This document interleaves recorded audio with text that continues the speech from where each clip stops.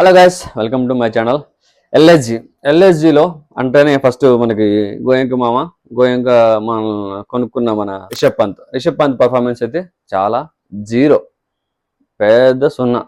27 crores పెట్టి కొన్నాడు గోయంక. నిజంగా చాలా డిస్సాటిస్ఫాక్షన్తో ఉంటాడు. లాస్ట్ టైం రాహుల్నే వేసుకున్నాడు, మ్యాచ్ ఓడిపోయాడు అది చెప్పి.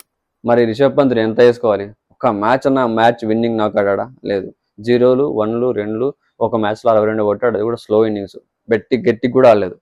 నిజంగా చాలా బాధాకరమైన విషయం. ఎల్ఎస్జి గెలవాల్సిన మ్యాచ్లో, ఎందుకంటే టాప్ ఆర్డర్ చాలా పర్ఫెక్ట్గా ఫస్ట్ నుంచి కానీ నికోలస్ కానీ, మార్క్రమ్ కానీ, మిచెల్ మార్ష్ కానీ, వీళ్ళు ముగ్గురు మ్యాచ్ లాక్కొచ్చారు ఫస్ట్ నుంచి కూడా.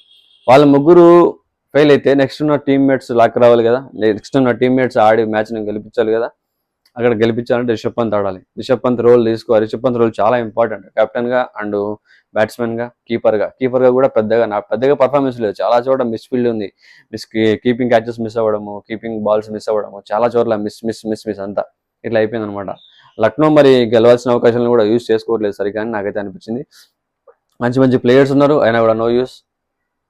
నిన్న ఆడిన మ్యాచ్లో ఆయుష్ బౌడెన్ ఆడాడు. నిన్న టాప్ ఆర్డర్ ఫెయిల్ అయినా కూడా రిషబ్ పంత్ ఛాన్స్ తీసుకోవచ్చు, కానీ తీసుకోలేకపోయాడు. ఆ సింగిల్ హ్యాండ్తో ఆడడం ఏందో, ఆ బ్యాట్ ఒడిదులు పెట్టడం ఏందో, అడ్డదిడ్డంగా ఆడడం ఏందో, ఆడాలి కానీ ఎందుకు అట్లా అయిపోతుందో అర్థం కాలేదు. రిషబ్ పంత్ కెరీర్ చేతులారా దెబ్బ వేసుకుంటున్నాడని నాకైతే అనిపించింది.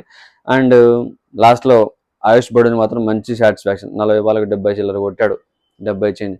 అండ్ మన సమద్ హైదరాబాద్ అన్నప్పుడు చాలా డిస్సాటిస్ఫాక్షన్ ఇచ్చాడు అబ్బా, సరిగ్గా ఆడలేదు ఏ మ్యాచ్ కూడా ఇంత బాగా. బట్ ఇప్పుడు మాత్రం కుమ్మి పడేస్తున్నాడు, వచ్చిన ప్రతి అవకాశాన్ని యూజ్ చేసుకుంటున్నాడు. ఆయుష్ బౌడెని కానీ మన సమద్ కానీ మంచిగా ఆడుతున్నారు. సో వాళ్ళు ఇలానే కంటిన్యూ చేస్తున్నారు. కానీ మిగతా వాళ్ళు ఇంకొంచెం బాగా ఆడితే నిన్న గెలిచేది ఖచ్చితంగా. మిగతా వాళ్ళ పర్ఫార్మెన్స్ పడిపోయింది. అదే ఒకరు ఆడితే ఒకరు ఆడట్లే. అలా అందరూ ఆడినప్పుడే కదా, టీం పర్ఫార్మెన్స్ ఉన్నప్పుడే టీం గెలవడానికి అవకాశం ఉంటుంది. నిన్న లక్నో విషయంలో అయితే అదే జరిగింది. అండ్ పంజాబ్ అయితే చాలా బాగా గెలిచింది. ప్రభ్సిమ్రాన్ సింగ్ 90 runs కొట్టాడు అబ్బా, పిచ్చ కొట్టాడు. అవం సెంచరీ ఏంటి బాగుండేమో అనిపించింది. 95 runs కొట్టాడు, పాపం అనిపించింది. బట్ ప్రభ్సిమ్రాన్ సింగ్ కొట్టకపోతే నిన్న ఆ స్కోర్ వచ్చిండేది కాదు. ప్రభ్సిమ్రాన్ సింగ్, అయ్యర్ కూడా బాగా ఆడాడు. కెప్టెన్గా అయ్యర్ మాత్రం నిజంగా హ్యాట్స్ ఆఫ్ చెప్పాలి, చాలా బాగా ఆడుతున్నాడు. వచ్చిన ప్రతి మ్యాచ్ యూజ్ చేసుకుంటున్నాడు, బాగా ఆడుతున్నాడు. మంచి హిట్టింగ్ లెవెల్ ఉంది, బాగా ఆడతాడు, చాలా కామ్గా కూల్గా.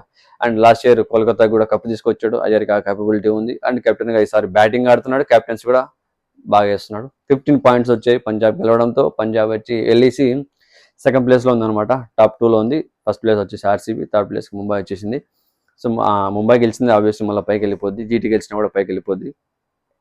ఇది మ్యాటర్. పంజాబ్ అయితే అంటే ఇప్పుడు టాప్ 4కి చాలా టఫ్ కాంపిటీషన్ ఉంటుంది. పైకి కిందికి తిరుగుతూ ఉంటాయి. ఫైనల్ మ్యాచ్ అయిపోయిన వరకు ఏది ఫస్ట్లో ఉంటుంది, ఏ సెకండ్, థర్డ్, ఫోర్త్ అవి డిసైడ్ అవ్వవు అనమాట. క్వాలిఫై అయినా కూడా ఫస్ట్, సెకండ్ ప్లేస్లు, థర్డ్ ప్లేస్, ఫోర్త్ ప్లేస్ వరకు అవి షఫల్ అవుతూనే ఉంటాయి. అది వేరే విషయం అనుకోండి. ఇంకా నేను ఈవినింగ్ జరిగిన మన రాజస్థాన్ అండ్ కోల్కతా, రాజస్థాన్ దరిద్రమైన టీం ఇంకోటి ఉండదు నిజంగా చెప్పాలంటే. ఎంత బ్యాడ్ లాగా నడుస్తుందంటే, 1 run ఓడిపోతారు, 2 runs ఓడిపోతారు, 11 runs ఓడిపోతారు, సూపర్ ఓవర్లో ఓడిపోతారు. ఎట్లయినా ఓడిపోవడం ఖాయం అది అనమాట. ఎలిమినేట్ అయిపోయారు వీళ్ళు కూడా. ఈ సీజన్లో లేదు అవకాశం ఆల్రెడీ. నిన్న రియాన్ పరాగ్ మాత్రం కెప్టెన్గా ఇన్నింగ్స్ ఆడాడు, ఉంటే బాగుండు, విన్ అయిపోయేది మ్యాచ్ అనిపించింది. రియాన్ పరాగ్ నిజంగా బాగా హిట్టింగ్ వేశాడు, చెప్పి మరీ కొట్టాడు. నేను ఈ సీజన్లో ఖచ్చితంగా ఒక మ్యాచ్లో 4 6లు వరుసగా కొడతా అని చెప్పి అన్నాడు. 4 కాదు 6 కొట్టాడు. ఒక ఓవర్లో 5, మోయిన్ ఓవర్లో లాస్ట్ బాల్, అదే నెక్స్ట్ ఓవర్లో ఫస్ట్ బాల్ తనకు వచ్చిన అవకాశంలో 6 కొట్టాడు. సో రియాన్ పరాగ్ 95 runs కొట్టాడు 45 balls. చాలా బాగా ఆడాడు, చాలా కామ్నెస్ చూపించాడు. కెప్టెన్గా తను ఫస్ట్ టైం ఈ సీజన్లో సాటిస్ఫాక్షన్గా ఆడడం అనమాట. అంత బాగా ఆడడం ఈ సీజన్లో అంత ఆట ఆడలేదు. అంత ఆట ఫస్ట్ నుంచి ఆడి ఉంటే రియాన్ పరాగ్ ఈ పాటికి ఆర్ఆర్ చాలాసార్లు గెలిచే అవకాశాలు చాలా దగ్గరగా వచ్చిపోయినాయి కూడా దానివల్ల. అలాంటి టైంలో వీళ్ళు ఆడింటే బాగుండు కదా అని అనిపించి ఉంటుంది. నేను ఆడింటే బాగుండేమో, దగ్గర వరకు వచ్చిన మ్యాచ్ పోయింది, నేను ఆడి ఉంటే ఇంతవరకు వచ్చేది కాదు కదా, గెలిచేది కదా మ్యాచ్ అని అనిపించి ఉంటుంది ఖచ్చితంగా. కానీ రాజస్థాన్కి చాలా దరిద్రం ఉంది. మంచి ప్లేయర్స్ ఉన్నారు, జైస్వాల్ కావచ్చు, అందులో శాంసన్కి అదొక మైనస్. అయినా కూడా వైభవ్ సూర్యవంశీ వచ్చిన మ్యాచ్ సెంచరీ చేశాడు. తర్వాత ఎక్కువ పర్ఫార్మెన్స్ లేదు, బట్ చిన్నపిల్లడే కదా, ఇంకా తనకి లైఫ్, ఇంకా కెరీర్ చాలా ఉంది, ప్రాబ్లం ఏం లేదు. ఇంకా మిగతా టీములు ఉన్నాయి, మిగతా ప్లేయర్స్ ఉన్నారు ఆడేవాళ్ళు బాగానే. హెట్మైర్ కావచ్చు, ఆడేందో అసలు హెట్మైర్ ఎందుకు రిటర్న్ చేసుకున్నా నాకైతే ఇంతవరకు అర్థం కాలే. జాస్ బట్లర్ని వదిలేసి హెట్మైర్ రిటర్న్ చేస్తున్నారు. అసలు వాళ్ళ ఉద్దేశం ఏందో నాకైతే ఇంతవరకు అర్థం కాలే అక్కడ. నిజంగా హెట్మైర్ ఒక్కటి కూడా మ్యాచ్ విన్నింగ్ నాకు ఆడలేదు ఇంతవరకు. ఫినిషర్గా తన రోల్ అయితే ఖచ్చితంగా ఫినిష్ అయిపోయింది. మ్యాచ్ ఫినిష్ చేయట్లే, తన కెరీర్ ఫినిష్ అయిపోయేటట్టుగా ఆడుతున్నాడు. అది రాజస్థాన్ ఫినిష్ అయ్యేటట్టుగా ఆడుతున్నాడు, మిగతా టీంలు ఫినిష్ అయ్యేటట్టు కాదు. అంత వరస్ట్ బ్యాటింగ్. నిన్న కూడా కొంచెంసేపు ఉండింటే బాగున్నాము, అవుట్ అయిపోయాయి అంతలోపే.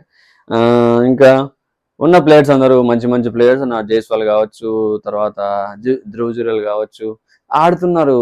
అంటే అవసరమైనప్పుడు వాళ్ళ పర్ఫార్మెన్స్ కరెక్ట్ ఉండట్లే. ఒకటి ఆడితే ఒకటి ఆడట్లే, ఒకటి ఆడితే ఒకటి ఆడట్లే. అట్లా అయిపోయి పైకి కిందికి అయిపోయి మ్యాచ్ మొత్తం వాడికి నాశనం అనమాట.